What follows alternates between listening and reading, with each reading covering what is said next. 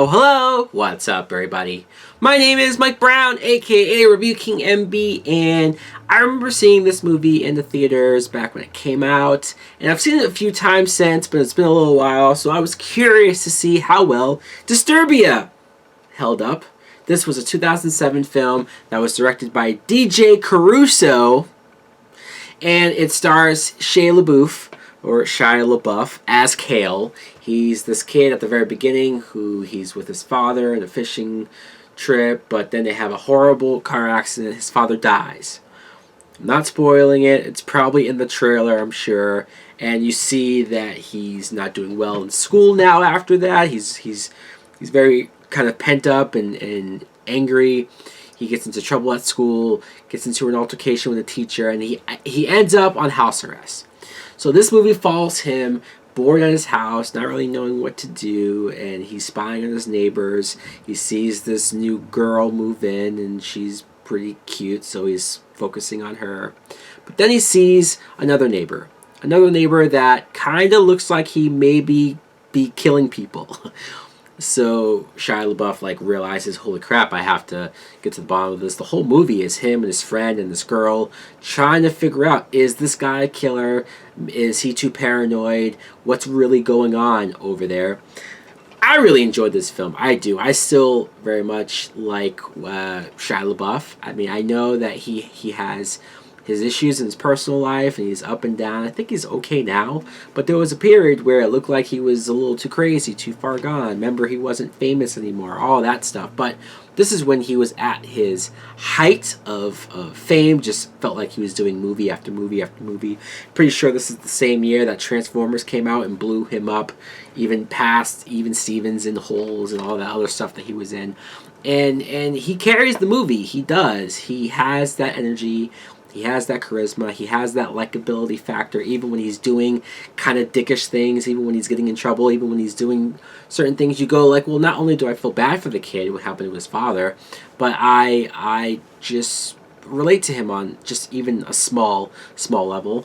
You could maybe even say that he's a perv when he's checking out the girl, Ashley, played by Sarah Romer. You could call him a perv. He's watching her get changed. He's watching her in a pool. There's some funny bits with him and his friend Ronnie, who they're watching her, but they accidentally hit the window, so she sees them and she kind of knows that they're watching her, and she comes over and they have that dynamic. So that could have been its own movie almost. This could have been a romantic comedy of some sorts, just about him trying to get this girl across his neighbor.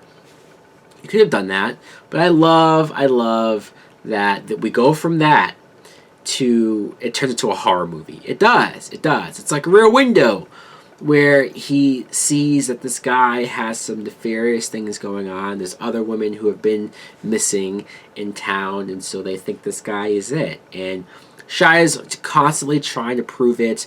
The cops, though, aren't really buying it, and he doesn't exactly seem like the most reliable. Even his mom, played by Carrie-Anne Moss, just nobody's really there for him. And it's really the end, though, where everything ramps up, where everything goes to that next horror level. They go for it, too. It's PG-13, but there's some shots, you see some stuff that make you go wow, all right. I like that they went for it. I do. I like the tone. Like I said, it goes from funny and fun and that teenage type high school humor that I guess I still like. Being my age, I still kind of go along with that. But then it goes into the horror stuff. And the actor who plays Mr. Turner, the neighbor that they think is the killer, David Morse, he's creepy.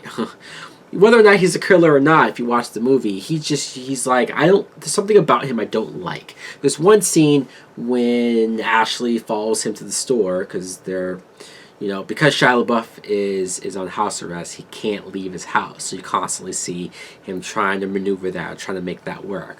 So she's watching the guy for him, and there's one scene he catches her following him. He gets into her car, he takes her keys, and he talks to her for a while. It's creepy. It's so creepy. He has so many moments and so many scenes like that where he's trying to come off nice and passive and, oh, I'm shy, but he's creepy. And so there's no other way to explain it than that. Also, Viola Davis plays the detective who's kind of in charge of Shia LaBeouf's house arrest case, and I'm just watching the movie like, okay, clearly this is before she was as big as she is now, because Viola Davis has this small bit part, has like 2 scenes, and that's it. Really? She's probably the best actress in this movie. I just couldn't believe that, like, that's her in this small part. Anyways, though, yeah, once again, I enjoy this. I like the approach. I like the dark stuff towards the end. I like the horror stuff. I think even his friend Ronnie, Aaron Yo, I enjoyed. I mean, I don't have really any complaints about this movie. Let me know in the comments below, what do you think of Disturbia? Do you like it as well? Do you think it was fun? Do you think it's a ripoff of Hitchcock? I mean, I get it, but it could have been worse. It could have been a flat-out remake. But no, they did something and made it its own. I just argued your point before you even made it. It's okay if you feel that way, though. Thanks for watching. Like, comment, subscribe. Later!